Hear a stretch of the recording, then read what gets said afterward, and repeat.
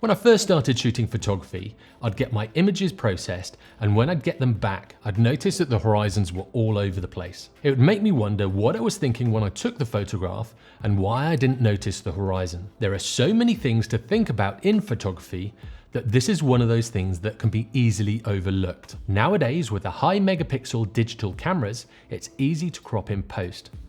But it's good practice to get your horizon straight when you're taking the photograph and get it right in camera. Most of these modern cameras also have a level built in, so you can have a level on your monitor, or if you're shooting mirrorless, in your EVF. If you're shooting with a DSLR or not using your monitor, you can get one of these bubble levels that fits on a hot shoe. With either one of these, you can make sure your camera and therefore your horizon are level. There are times that you'll want to purposefully shoot a crooked horizon, especially when you're going for that quirky look.